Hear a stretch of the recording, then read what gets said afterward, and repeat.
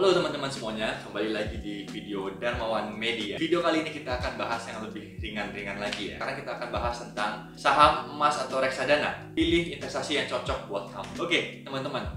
Dari video sebelumnya, mungkin teman-teman sudah tahu lah apa yang saya pilih. Yang saya pilih pasti of course saham, karena saya sudah punya skillnya di saham.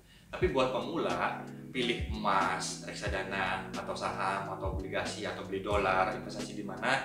Yang pasti kita harus mulai dari apa yang kita ketahui.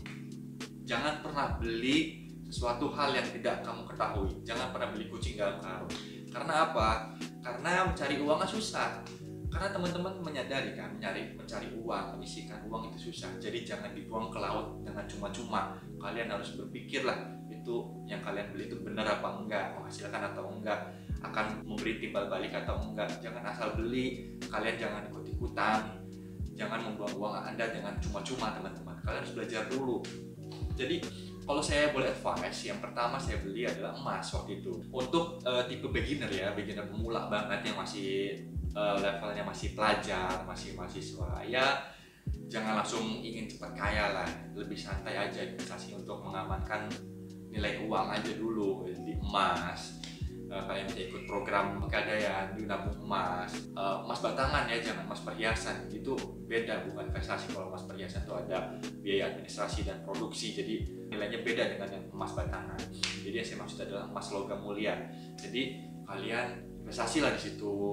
Kalau nggak bisa beli 1 gram karena kemahalan, kalian buka akun pegadaian, yuk nabung emas. Jadi bisa mulai dari 10.000, 20.000, kalian tabung aja dulu sambil kalian belajar bisnis, belajar investasi yang lebih moderate, yang profil risiko lebih tinggi. Contohnya apa? Contohnya saham.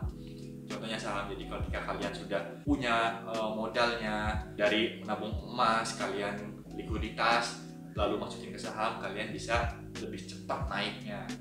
Kalau menurut saya, kalau waktu saat emas ya udah nggak usah dianalisa lah, tanam aja, tabung aja setiap bulan di instrumen pegadaian nabung emas. Udah tabung aja sembari kalian belajar investasi saham. Kenapa nggak dolar? Kenapa nggak reksadana atau deposito atau obligasi? Saya jabarkan alasan. Ini preferensi ya, ini dari diri saya. Kenapa nggak dolar? Karena menurut saya agak kurang suka investasi di mata uang. Karena kalau di investasi di mata uang, saya mengharapkan berarti terjadi kenapa-napa dengan negeri ini, artinya dolar meningkat, rupiah melemah. Saya tidak suka lah untuk investasi seperti itu, atau mengharapkan perang agar dolar naik, yang menurun dan lain sebagainya. Saya kurang suka. Jadi saya tidak investasi di mata uang, dan saya juga tidak investasi di reksadana, karena reksadana pun saya akan investasi di reksadana saham.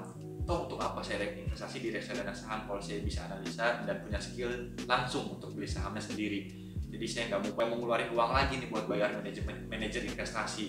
Kalau saya juga bisa gitu, saya bisa lebih fleksibel daripada manajer investasi yang beli banyak saham dan returnnya sangat kecil. Jadi saya kurang suka reksadana dan obligasi, karena menurut saya uang saya belum begitu banyak. Saya masih mau mengaktifkan uang itu di saham, jadi lebih cepat akan growing di saham. Jadi saya belum menaruh di obligasi, dan saya juga tidak menaruh uang di Bitcoin karena saya terkonsentrasi investasinya di saham, fokus full. Meskipun Bitcoin katanya masa depan, cuman saya masih belum bisa mendapatkan kliknya nih di Bitcoin. Bagaimana cara saya bisa analisanya? Kalau di saham saya bisa analisa mendalam tentang perusahaannya, tapi kalau di Bitcoin saya masih belum punya ilmunya. Jadi balik lagi ke rumus pertama, jangan invest di hal yang gak kamu ketahui. Jadi saya nggak tahu Bitcoin, saya nggak invest, sesimpel itu teman-teman.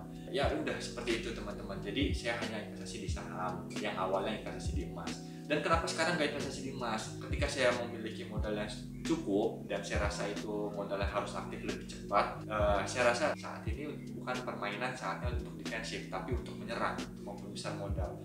Ketika besar modalnya, baru defensifnya bisa ke emas lagi. Jadi emas itu untuk stabilize, menstabilkan aset teman-teman. Ketika teman-teman belum tahu mau invest apa, teman-teman belum punya ilmu apa-apa, masukin di emas saja, pasti stabil. Ketika uangnya berlebih, masukin ke emas juga, itu pasti stabil. Jadi emas itu pengamanan modal aja. Jadi kalau saya boleh breakdown, yang beginner investasi di emas dulu aja, baru sambil belajar saham, investasi ke saham. Seperti itu teman-teman. Oke, sampai ketemu di video selanjutnya. Dadah.